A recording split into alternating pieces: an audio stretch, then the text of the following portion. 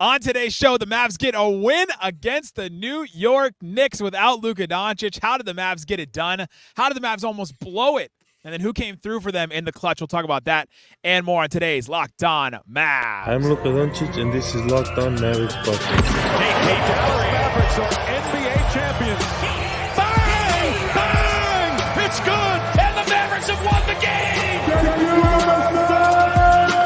If you don't believe, you shouldn't be here.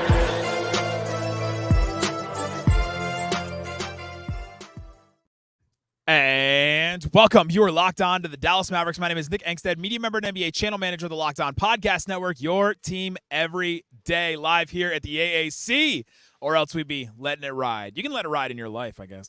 Thanks for being part of the show and making Locked On Mavs your first listen today, where the best way you can help us grow the show is to listen every day, leave a 5-star review, like the video, and comment anything below. Let me know in the comment section, name one thing that stood out to you in this Mavs win against the Knicks. Today's episode is brought to you by Jace Medical. Empower yourself with a purchase of a Jace case, providing you with a personal supply of 5 antibiotics that treat 50-plus infections. Get yours today at jacemedical.com. Use the code LOCKEDON to get $20 off your order. That's JASEmedical.com. And joining me, as always, on the postgame prodigy. What you got for me, Slightly Biased? Just enjoying this roller coaster that is the Dallas Mavericks. They're up, they're down, they're back They're up, all over they're the back place. down. We're letting it ride. We're letting it die. Oh, my gosh. This team. Unbelievable. But, I mean, this is why I don't know. I can never remember what I say on here or say elsewhere or we say after we record. But You're too popular. You're too popular. I'm all over the place. No, I guess someone mentioned, was like, oh, you can take more away from a win against the Timberwolves than you can against that horrible loss against the Grizzlies, because the win against the Timberwolves shows you more about the team. And then they go out, they lose by however many to the Grizzlies, and you're like, oh my God, this team is a fiasco. And they come out without Luka tonight and beat the hottest team in the NBA, a team by like every metric has been the best team in the league since the OG Anunoby trade, without Luka, without Exum, without Lively. It's just like this team has this is why losses against the Grizzlies like that are so frustrating, because we see who this team can be when they want to be it.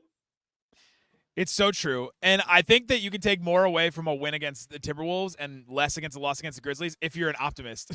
Yeah, I true. think if you're a pessimist, you take more away from the loss of the Grizzlies. So whichever side of that spectrum you were on as you're listening to this, that's if you're more of an optimist or a pessimist. Now you know. You've always wondered if you're an optimist or a pessimist, at least when the Mavs are considered. Yeah. Mavs get the win, 128 to 124. Came down to the clutch. A clutch win for the Mavs. You'll take that one. But no Luka Doncic, no Derek Lively, no Dante Exum. 3 starters out for the Mavs. Let's be clear about that. 3 starters out for the Mavericks. Knicks just have Mitchell Robinson out. He's been out for a while. He actually may come back, apparently. We thought he was going to be out for the season, but he may be back. Jalen Brunson's first trip back to the AAC where he's going to actually play. Remember last year he came when Luka had that 60-point crazy overtime win game, but Brunson didn't play in that one. So basically Brunson's homecoming in this one. Man, an insane game, and it starts with Kyrie Irving. 44 points, 10 assists, 6 of 10 from 3. Had 5 turnovers, but he was handling the ball so much. 8 of 9 from the free throw line. He was absolutely insane and awesome. And the thing that I'm taking away from Kyrie, he's so fun to watch. He just does things so effortlessly. I was talking to Jeff Skinwade before. We were talking about how he like glides around the court. And there's just not many players in NBA history that you look at that they just glide, it seems like, across the court. Like just athletically, the way that he carries himself on the court, like just the way that he can do things and get shots off. He's just excellent. And then the other thing is how much of a leader he's been for this team, where he diving on loose balls, playing defense when he needs to. You know, pointing out things for guys to do on defense, like being that guy, being that leader. How many times have we seen him like try and coach up the two-way guys or the end of the bench guys at the end? And he's just been so awesome. And don't let anybody else tell you, like there's going to be national media. Don't let anybody tell you that Kyrie is not a leader or not a good influence on this team or hasn't been good for this team, right? Like we've seen him now for almost a year, right? We're 11 months right now with Kyrie Irving. And like he's been great for them. His play has been a little up and down because his shooting was a little up, was a little down at the beginning of this season. But, man, he's been awesome as a teammate, as a leader, as a player. Yeah, and you could just see it on the bench anytime he does anything. The bench, just the way they react. They love him. They absolutely love him. But, yeah, like you mentioned, it's not just the scoring. It's everything else that he's been doing since the start of this season, really. But even going back to when he got traded here, where it's going for rebounds and diving for loose balls and playing defense. And sometimes, he'll get cooked or whatever because, he's a smaller guard and that happens, whatever. It's the NBA. Happens But, every time. I mean, just his ball handling, how incredible you have to be at something to be in the best league in the world. Like, there's nothing's closer to a meritocracy than sports. The best of the best are here. And you have a skill that is just so head and shoulders better than anyone else's. You know how impressive that is? And every person can do that. Not just NBA players. Every person can pick up a basketball and start dribbling. Yeah. Right? And there's just only so many that are good at it. There's been 4,000 players that have played in the NBA out of the millions that have picked up a basketball and tried and had a dream to maybe be in the NBA. And Kyrie is at the pinnacle of one skill in NBA history. Like, it's crazy for him to be that, for him to be doing that, and to be who he is.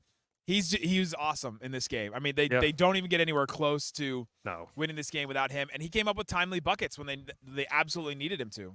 Yeah, this is why you'll see people toss this around every now and then, and it's like, oh, well, maybe instead of Kyrie, you could have really elite role players. No. You need another guy like this. And I just don't understand how this is a narrative that still gets picked up by some Mavs fans because it's like, we witnessed it. Like, we saw this team without the Kyrie Irving at the start of last season, and there's a reason why you went out and you traded for a Kyrie Irving, was because you need guys who could step up like this for you when your star is out.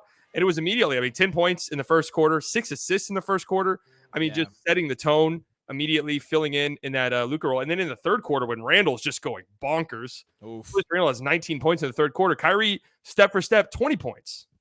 That's like what you need your secondary star to do. It's step up. All right, I'm gonna weather the storm here. I'm gonna lead us out of choppy waters because it was looking a little bit choppy there in the third quarter. It got really choppy in the fourth quarter. It was I'll talk about that third quarter from a defensive standpoint a little bit later, but that was the moment for Kyrie for me.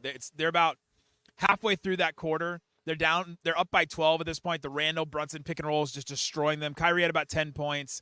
A couple minutes later, Randall was up to 18 points. It was down to 6, which is the closest that they got it until the fourth quarter.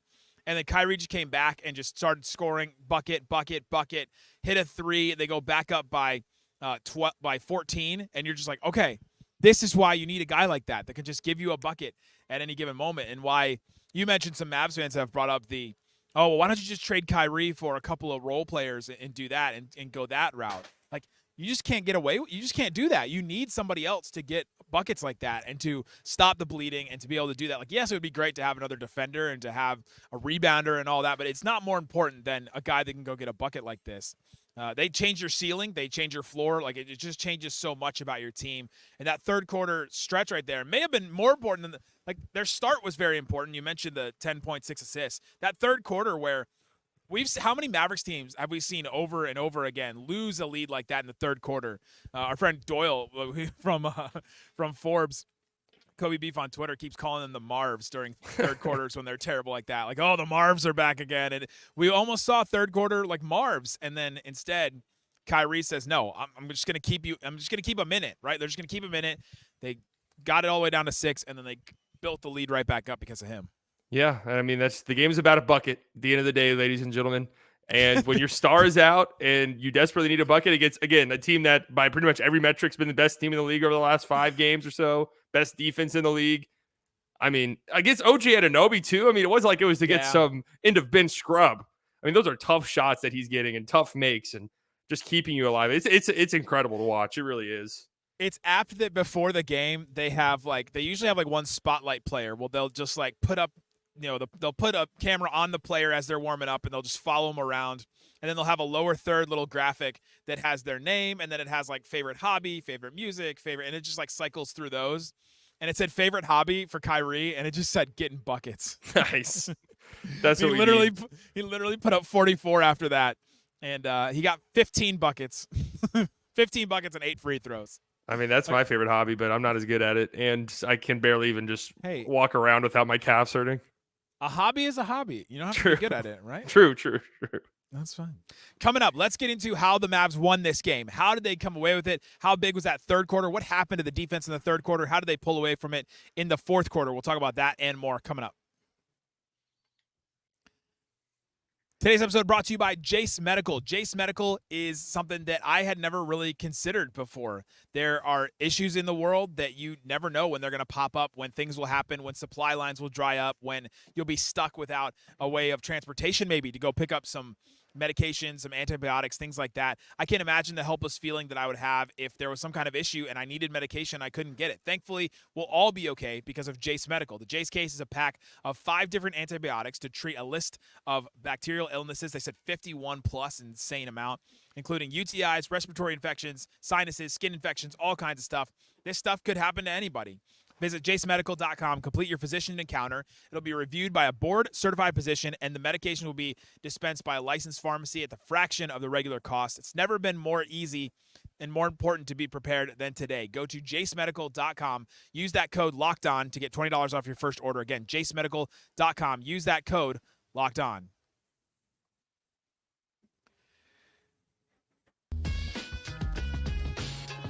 Thanks, everybody, for hanging out with us on Locked On Mavs, being part of the show, part of the Raccoon Squad, listening every day. Appreciate each and every one of you. There's the Locked On Sports Dallas stream, Locked On Sports Dallas, the YouTube channel. Go check that out on Fire Stick TV and on YouTube. Also, I had an episode with Jake Fisher, bonus episode where Jake Fisher is talking about some news around Siakam. He's got some reporting. He knows what the Mavericks are looking at. He knows what the Raptors want for Siakam. All the questions that we've kind of been asking, he answered some of those. So go check out that bonus episode. It's the episode right above the one that you're listening to in whatever feed you're in. So just go back one and watch that one. All right, Slightly, let's get into this game. Mavs come out of the gate, 44 points in the first quarter. 44-26. It was literally like a perfect quarter for the Mavericks. Like if you went into this game, I sent a message to the subtexters that subscribe on Subtext. I said the Mavs need to do a couple things. They got to dominate the three-point line, and they can't get destroyed on the offensive rebounds. Like they just cannot have those things happen. And in the first quarter, 8 of 10 from 3 for the Mavs, 4 of 12 for the Knicks, and then the Knicks only got 2 more offensive rebounds than the Mavs. Like it was just a perfect recipe for the Mavericks to have a great start. Yeah, they came out the gates. The energy was incredible. Again, this is why games like these make the games against the Grizzlies so much more frustrating. But they come out the gates. I mean, putting bodies on guys on rebounds, which has just been a problem for them all year long. Because the Knicks, despite losing Mitchell Robinson, have still been a tremendous offensive rebounding team. Because Hartenstein just eats up the boards. I mean, he's a really good player. But yeah, the Mavericks came out, knocked down their threes, got out and ran in transition, and that's what you need to do when you're shorthanded. And I mean, just on paper, this team without Luka, Exum, and Lively are out talented by the Knicks. A lot. Yeah, so that's what you need to do. You need to win the hustle plays. You need to out hustle the other team, which they did early on. Knock down your threes, which they did. 80% from 3, like you said, the first quarter. That'll play. That'll do. And did good on the glass. I mean, the first quarter, did they win the rebounding battle? Yeah, they won the rebounding battle by 2, which kind of set the tone and gave you some leeway later in the game when you almost made a mess in your pants. Yeah, it caused the Knicks to call 2 timeouts to try and stop momentum too. There was one at like the 8:30 mark and another one at like the 3-minute mark where the Mavs just busted into leads. Josh Green was pretty good in the first quarter too. He had 11 points. He was coming out of the gate swinging. I mean, the first half I thought was maybe the best stretch of play Josh Green's had for the Mavericks this season. Guarding Jalen Brunson, you could tell he took that matchup personally. I wonder if he watched the film of that Memphis game where Desmond Bane was just destroying him, saw the quote about Desmond Bane afterwards about how the Mavs didn't draft him, and then came into this game. He's like, all right, I'm not going to let Brunson beat me. Like, I know this guy. Yeah. And he seems like he took it really personally, but he was excellent in the first half. Yeah, good ball pressure on Brunson, pretty much picking him up the full length of the floor almost. And then it's just Josh Green's better when they run. That's just the reality. It is. And when Luka's off and Kyrie's on, they run more. That's also just the reality. And that just kind of fits what Josh Green is better at a little bit more. So, and that's not like a shot at anybody. That's just the truth. If you get Josh Green out in transition, where it's just like he's got to make quick decisions. The game's not super slow. He makes quick decisions. That's when he really shines. Yeah, he was really good in the first quarter. Wow, I didn't realize he had 11 points in the first quarter. Yeah, he had 11 points. Hardaway had 11 points, and Kyrie had 10. 6 shots in the first quarter for Josh Green. Wow. Well, he had a couple of those outlets where he was just bolted up the floor, and Kyrie hit him with those one-handed, awesome-looking passes in transition. So you get a couple of those, and then all of a sudden it's a little different. He hit that pull-up jumper, too, like the 4-minute mark, where you're just like, man, if he could just get that every once in a while, like if he could just I feel better about that kind of pull-up jumper than a Tim Hardaway like mid-range try and create drive Yeah. into a pull-up jumper. Honestly, Yeah. sometimes I like probably that a lot. shouldn't, but I do. But Had Hartenstein on him, just backed him down a little bit. Hartenstein backpedaling a bit. Is that the play you're talking about? The little like long two? I like that shot a lot for him. It was a good shot. Yeah. You get into the second quarter. Kyrie played a bunch in the first, and then he was out until the 8:50 mark in the second quarter, and the Mavs lost the non-Kyrie minutes 8-13, but it wasn't too bad. The Mavs kind of like made it work. Brunson got a tech with 40 seconds left. The Mavs are making him real frustrated in that one, and then Grant Williams with maybe the most hilarious and one to end the half, where he was like driving against Isaiah Hartenstein, and then he like stops, leans backwards, gets fouled, leans a little bit more, and then hits the shot. It was like a slow motion and one. I was cracking up in my seat, but we got good contribution from Grant Williams too.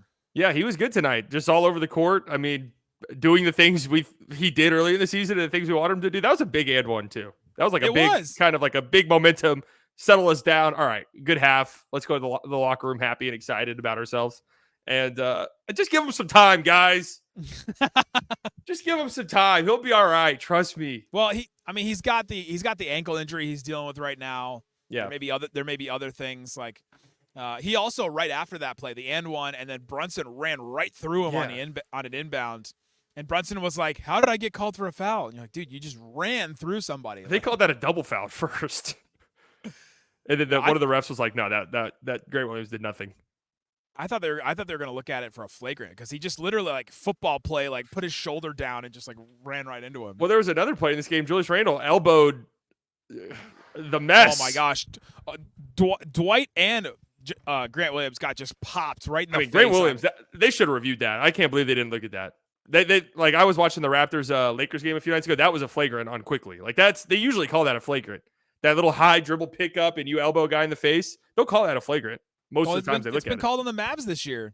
Yeah, a couple of times. I'm just shocked they didn't look at that. What was the Duop Reith play where he hit Josh Green in the face from the Blazers game a couple nights ago? Yeah, they called that a flagrant too. That was a flagrant too. They didn't even look at this one.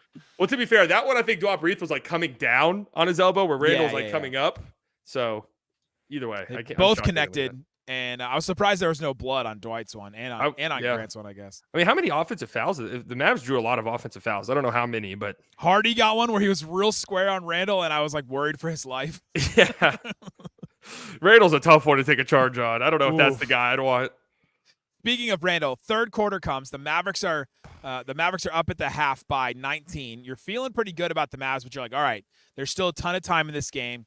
That you could just see a period where the Knicks could like rebound you to death if the Mavs start missing some shots because they're shooting the ball really well. They're 10 of 20 from 3 at half. And it just was the Randall Brunson pick and roll show, just killing them over and over and over again. Josh Green and Dwight Powell were getting beat on it, and then they threw Grant Williams in there, and he was getting beat on it. It just felt like they didn't have anything to go to at this point because they didn't want to go too far with their help because the Knicks all of a sudden do have some shooters. Dante DiVincenzo is shooting decently well. They can space the floor a little. But, man, what did you see from the Mavs defense? They're just getting killed by Brunson Randall pick and rolls. I mean, you got to give a lot of credit to Julius Randle because he completely took over and made every single all of the right reads he made in that little sequence right there. Even on his passes to the corner, he was hitting guys wide open in the corner. So the Mavs were in a rough spot, and the Knicks just slowed the game down dramatically in that third quarter because that's what the Mavs were doing really well was running early in the game. And granted, it was hard for them to run in the third quarter because the Knicks just stopped missing shots in the second half pretty much and just slowed the game down to a halting pace. But yeah, the Mavericks just couldn't keep Randall out of the paint, and it was a nightmare. And then he got hot and started hitting some crazy threes, and you're just like, oh man, that one in the corner. What was that? That's one in just the corner. I mean, he was just like falling at about like he was sitting in Mark Cuban's seat by the end of the shot. Like, yeah, you just got to tip your cap on that one. It's just like, oh, here we go. Julius Randle does this against the Mavericks every single time he plays in this gym. Notoriously, famously said, "It's my gym." He was born in Dallas. He went to Prestonwood and Plano. Yeah, and I have a bad story about that. When he was in Prestonwood, he tore his ACL his senior year and didn't play. Yeah, and our student section was chanting ACL at him the entire game, but he was on the bench. Man, a little brutal for those high school student sections. Is that worse, or is the all the college kids that went to Caitlin Clark's game in high school? Did you see that video this week? No. that popped up. Caitlin Clark, who's like this insanely good women's basketball player and for Iowa right now. When she was in high school, there was this like student section that got full by this like frat that came down and like filled up the student section, and they were like heckling her, and she dropped 44 on the team, and they won. She's nice. You think I think you could stick her in a corner and she might walk out of an NBA game with 9 points? Oh, absolutely. Absolutely. She can shoot from like 35 feet. Anyway, yeah, third quarter was brutal, but we talked about Kyrie was the one that really carved them out of that. He had 20 points. Randall had 19 points if you try and like even it out there. The Knicks had cut the lead to 6, but the Mavs finished up 15. And then the fourth quarter comes. And, man, coming up, let's talk about this fourth quarter. This was awesome. There were some great plays, some great clutch plays by the Mavericks. Talk about that and more coming up. Today's episode brought to you by Prize Picks. Prize Picks is daily fantasy made easy. Prize Picks is daily fantasy where you're not playing against some guy with a machine and an algorithm that just knows everything about everything. All you have to do is pick more or less on projections of players that you pick. You pick 2 to 6 players and then go more or less on projections of points, rebounds, assists. They can do points, rebounds, assists combined, which is fun. They'll have specials where there'll be different things. You can combine that with like NFL stats as well, or if it's, Dak Prescott yards thrown or touchdowns, all kinds of stuff like that. So check it out. They also have specials where you can combine a couple of those together, and there's different leagues where you can be part of. Prize Picks even has a reboot policy so that your entries stay in play even if one of your players gets injured. So let's say there's a Cowboy that gets hurt in the first half of the playoff game, God forbid, they get rebooted, and Prize Picks is the only daily fantasy sports platform with any injury insurance policy. So you'll want to check that one out. Go to prizepicks.com/LockedOnNBA. Use that code LockedOnNBA for first deposit match up to $100. Again, prizepicks.com/LockedOn.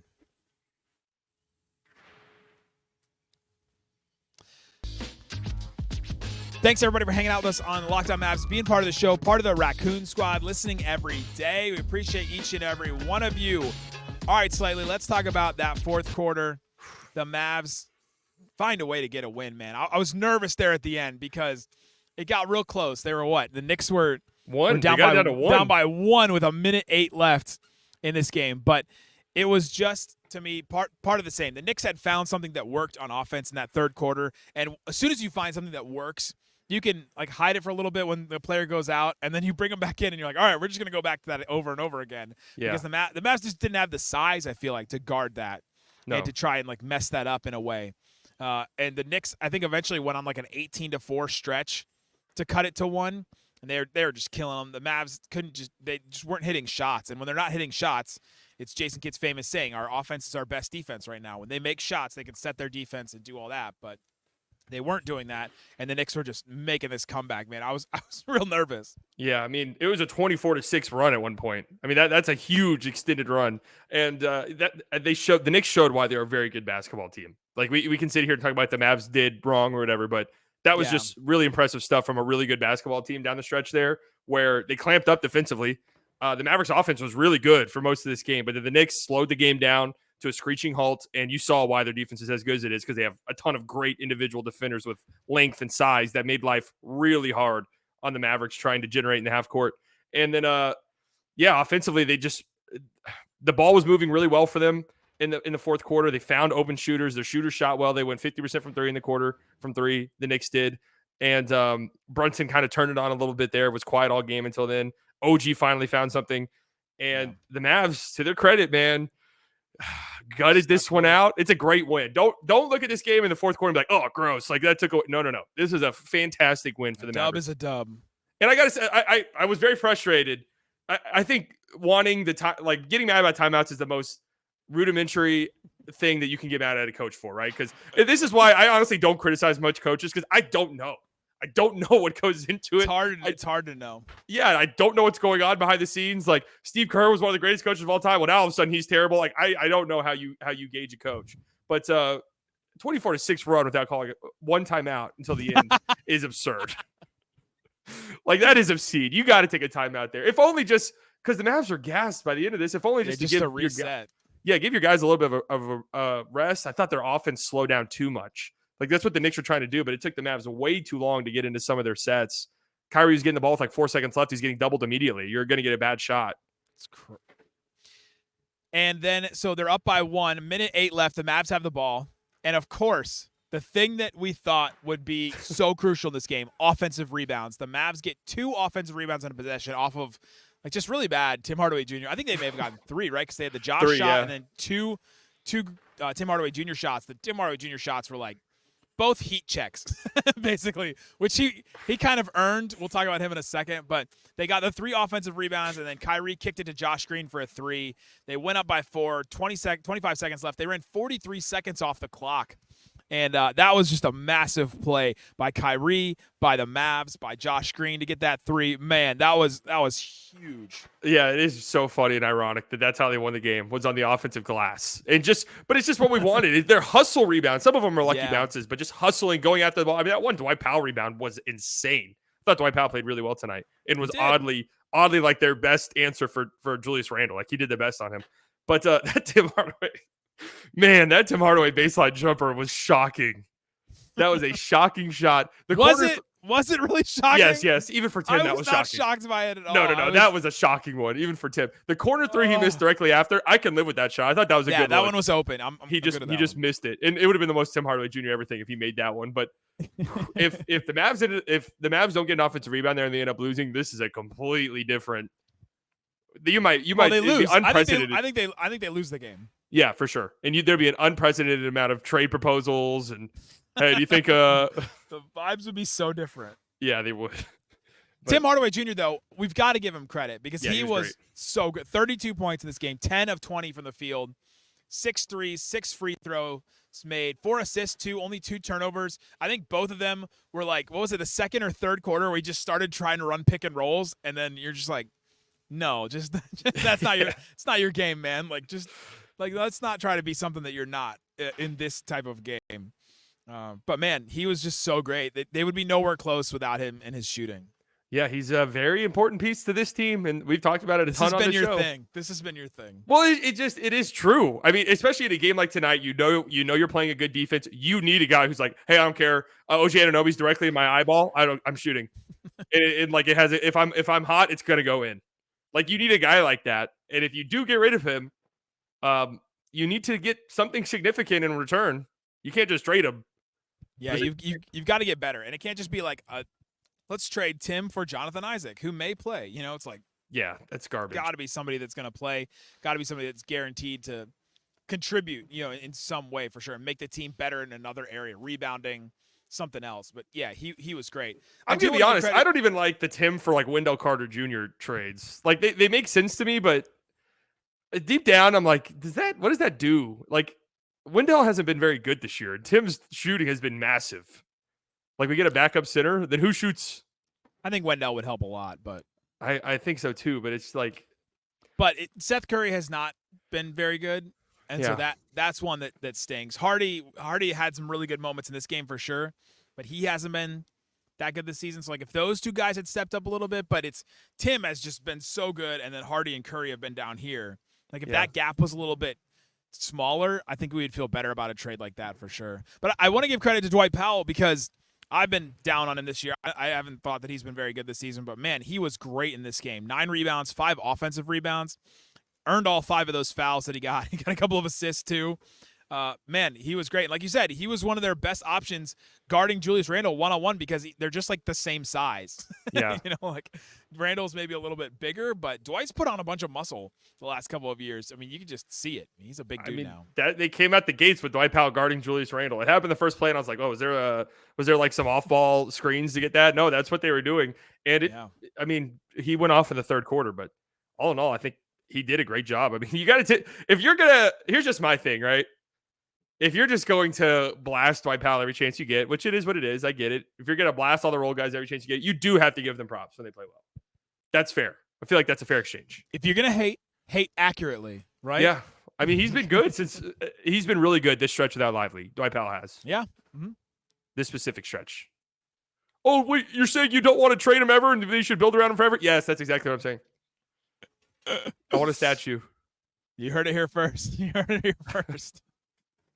I did go to the Dirk statue before the game because you just every once in a while got to go to the basketball gods and ask for guidance. You just got to like. I felt like It felt like I was going because I just wanted to just go and sit and like look at it. Yeah. And it felt like Mulan at the beginning where she goes and like talks to the ancestors. Dirk, after that Grizzlies loss, I don't know, man. I don't know if this team has it. Show me something tonight. It did feel like a come to Jesus moment. Instead, I went to basketball Jesus. People are walking by like, hey, you know he's alive, right?